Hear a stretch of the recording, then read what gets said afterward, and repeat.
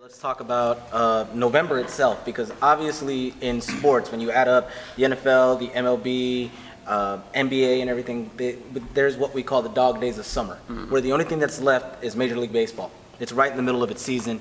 We're all waiting for college football to start. We're all waiting for the NFL to start, the NBA. Right now, we're in the dog days of October when it comes to boxing, because obviously the biggest intriguing matchup this whole month is probably Tony Bellows versus BJ Flores coming up this Saturday.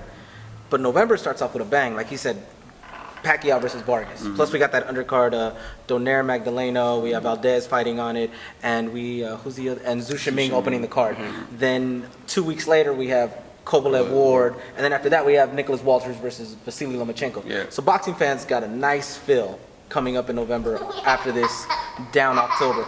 But you said it, with your hard-earned money, fans don't have that luxury where they could select both fights and order both pay-per-views. Some may, but if you were a blue-collar working man and you had to put up your money on either Pacquiao versus Vargas with that undercard and Kovalev versus Ward, and not know what's on it yet, right now, where would you lean to? Which fight would you order on pay-per-view? That's a no-brainer. I mean, very easily, Kovalev and Ward out there, because you have Ward, who in my opinion is a very intelligent, always finds a way to win, has fought killers, who was the black horse, if you will, in the Super Six. He came out on top.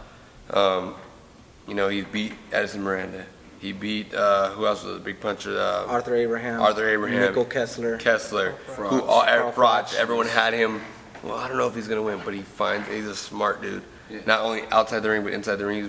This game he's, now that I'm learning the boxing aspect of the game, I know it sounds kind of amateurish that I'm saying that, but I was a puncher before. But I can respect what Ward does in there. He's very smart, and but at this other side of the coin is Kovalev, who is a bone crusher, and no pun intended. The guy can end it with one shot, and that's the intrigue.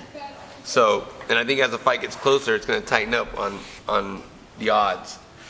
And that's not knocking Ward, that's not knocking Kovalev. I just think it's a big intrigue on what's going to happen and who's going to show up. But it's hard to bet against a guy who hasn't lost a fight since he was 10 years old. The last gold medal winner. That's hard to do that. Now, I'm a puncher, and we know, I've heard from many of guys that when Kovalev hits the bag, it just sounds bizarre. But at the other side of the coin, Ward's not a bag. He's going to know how to move. He's going to handcuff him. He's going to set traps. And Ward's not a punk either. He's going to get in there and fight. I mean, he dogs fighters.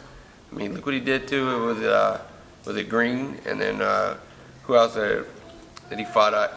Edwin Rodriguez. I mean, he went in there and he's a dog, man. He'll go in there and he'll dog you out. He's not afraid. He's not going to play the safe card, if you will. He's going to go in there and he's going to give it to you. I think his power is very underrated. But I know his intellect is amazing. I know his boxing ability is amazing. So if I'm betting, and I could be dead wrong, I'm going with Ward to win. Is it also, do you kind of gain confidence, just the fact, like you said, he fought all these punchers, Ward, Abraham, Froch, all these guys. Yes. And, kind of flip the coin on that, like Kovalev hasn't really fought like a boxer like Andre Ward. Is that even more of a sign, like kind of like looking at Kovalev's side, like, well, Ward has the experience in guys like you.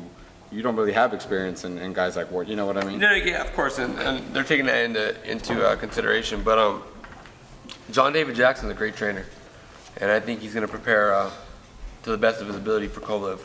It's a no-brainer to see who the better boxer is, and it's a no-brainer to see who has more power, and that's the classic boxer versus puncher. Look what happened with Chavez Sr. and Magic Taylor, another great example of that. And it was Chavez Jr. was just chipping away, or Chavez Sr. was chipping away, and got him. I know it was controversy at the end when he ended him, but I mean, look at the wearing effects that it had on him. It was like someone beat him with the bat.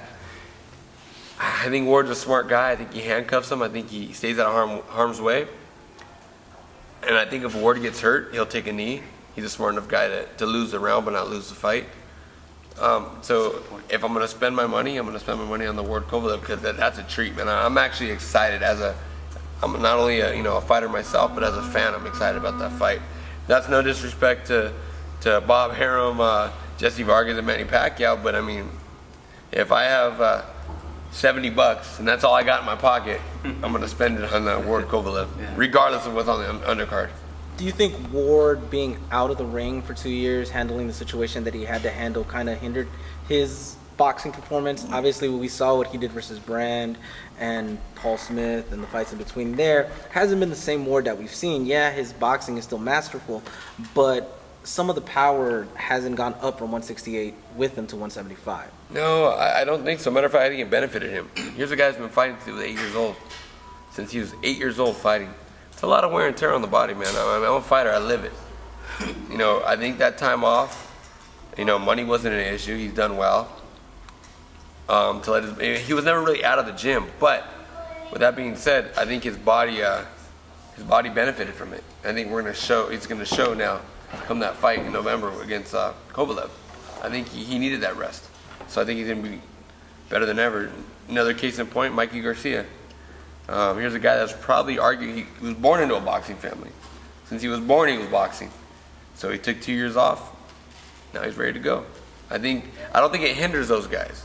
They kind of pick up where they left off, and if not, they benefit because their body kind of healed.